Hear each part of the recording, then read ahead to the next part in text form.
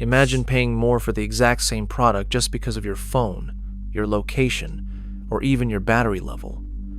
The shocking truth is, it's already happening. Corporate greed is reaching unimaginable levels, as companies are increasingly using artificial intelligence to set personalized prices based on each person's unique profile. This practice, known as surveillance pricing, means companies are leveraging your personal data against you, tailoring the price you see based on your habits and demographics. A McKinsey study estimated that AI-based pricing systems can boost a company's revenue by up to 15%. We've seen how large retailers with limited regional competition can extract significant profits by simply adjusting prices for essential goods like food. Investigations by Consumer Reports revealed startling differences, detecting variations of up to 116% in the price of an identical online product, solely depending on the buyer's postal code. Surveillance pricing utilizes personal data, including browsing history and even credit scores, to offer a product at a different price than what other consumers might encounter. An independent analysis even found that Uber can charge users up to 6% more when their phone battery drops below 15%. Uber has faced accusations from a Belgian newspaper claiming the company monitors riders' phone battery levels and adjusts fares accordingly. This dynamic pricing extends to airline tickets as well. A Wall Street Journal report documented that some airlines achieved up to a 20% increase in annual revenue after implementing AI-based dynamic pricing systems. So, the next time you search for a flight online, there's a significant chance the price you see has been influenced by artificial intelligence. But how did companies begin using AI to charge you more? The concept of dynamic pricing isn't new. It traces back to the U.S. airline industry in the 1970s when ticket prices were still federally regulated. With the approval of the Airline Deregulation Act of 1978, airlines gained full freedom to set fares. This pivotal transition paved the way for the creation of the first yield management systems. On October 24th, 1978, President Carter signed the Airline Deregulation Act, a move that fundamentally reshaped the industry. American Airlines then developed one of the pioneering models, known as Dynamo, which analyzed demand patterns and automatically adjusted the prices of available seats. By 1985, the company reported revenue increases of between 6% and 8% solely due to these strategies. By the end of that decade, nearly all commercial airlines were applying similar mechanisms. This model was based on relatively simple yet innovative principles for the time: raising prices as the plane filled up, increasing fares for those who purchased close to the flight date, and offering discounts only when occupancy needed to be stimulated. The practice proved so successful that by the 1990s, it expanded to the hotel sector, car rentals, and rail transport services. This consolidation reinforced the idea that prices should not be static, but should adapt to real-time demand, a principle that major hotel chains continue to use today. The rates many hotels are charging right now are often artificially inflated. In the mid to late 1990s, Hilton became one of the first chains to systematically adopt the dynamic pricing model, directly inspired by airlines. By 1997, the chain was already utilizing a centralized rate-setting system that compared projected occupancy, historical demand, and seasonal booking patterns in real time. This change had an immediate impact. According to corporate reports from that period, Hilton managed to increase its revenue per available room by nearly 6% annually for 3 consecutive years.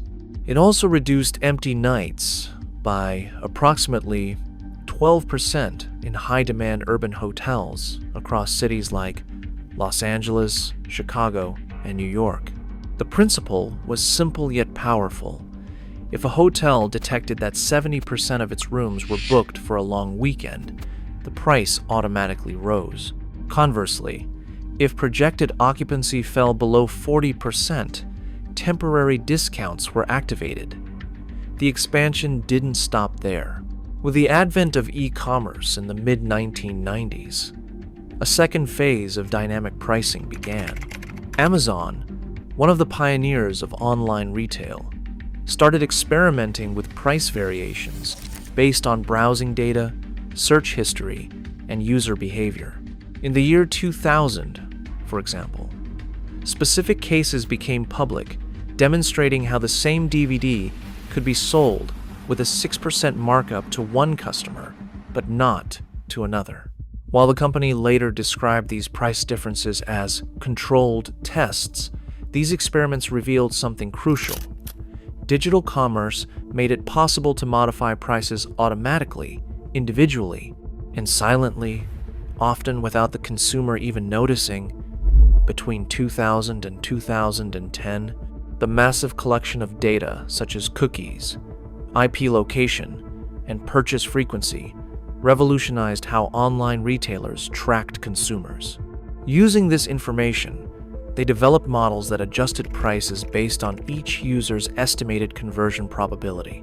Academic studies from the time recorded variations between 5% and 15% for identical products viewed by different users.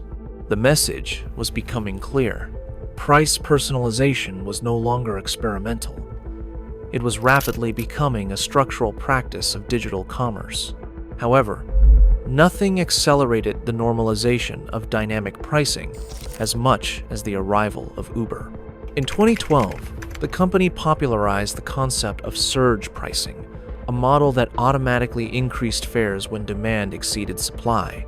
The algorithm analyzed variables such as the number of available drivers, local events, weather conditions, and time of day. Based on these factors, it could multiply the cost of a ride by up to 200% during peak moments. For instance, in January 2020, an Uber ride from New York City's John F. Kennedy Airport to Midtown Manhattan might have cost about $50. Today, based on the average price rise of Uber rides, that same trip could be $75, representing a 50% jump.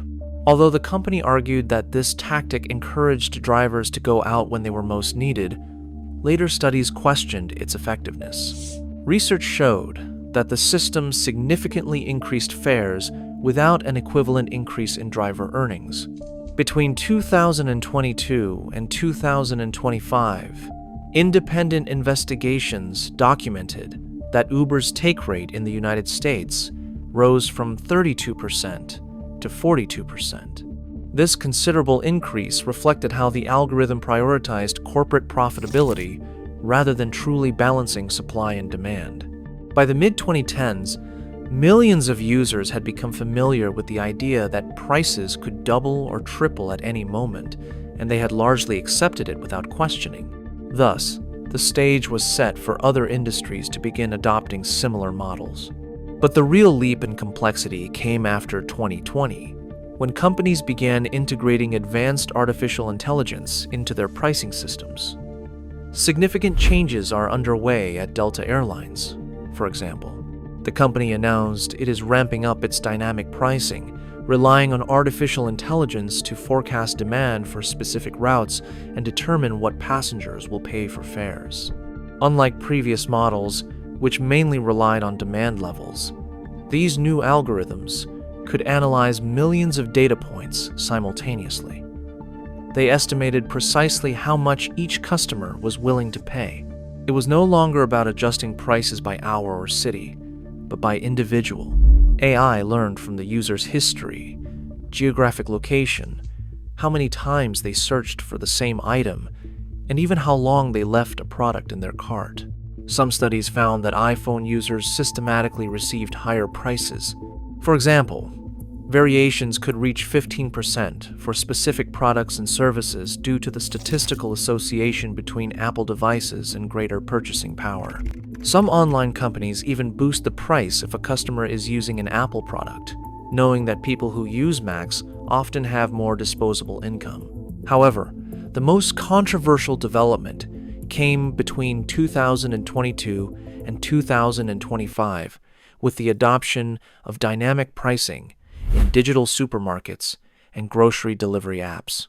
A recent study on Instacart's practices revealed that through the use of AI tools, product prices could vary by up to 23% among different users viewing the same item at the same time. Additionally, between 74% and 75% of the products analyzed showed different prices simultaneously.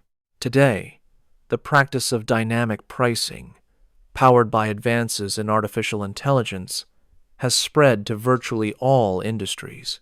For example, in 2025, several supermarkets in the United States began replacing traditional paper price tags with digital shelf labels, a technological shift led by major chains such as Walmart and Kroger.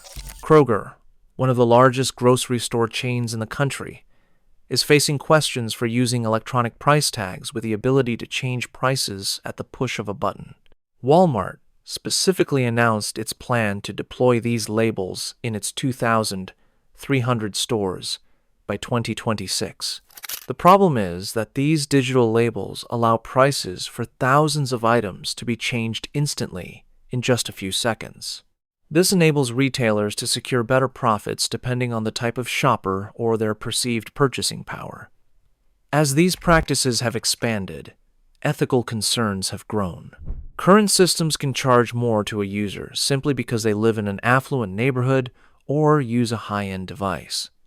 They can also adjust prices based on in-app behavior that reveals impulsive buying habits. Although companies defend these models as mechanisms of efficiency and optimization, critics argue that they often deepen economic inequalities.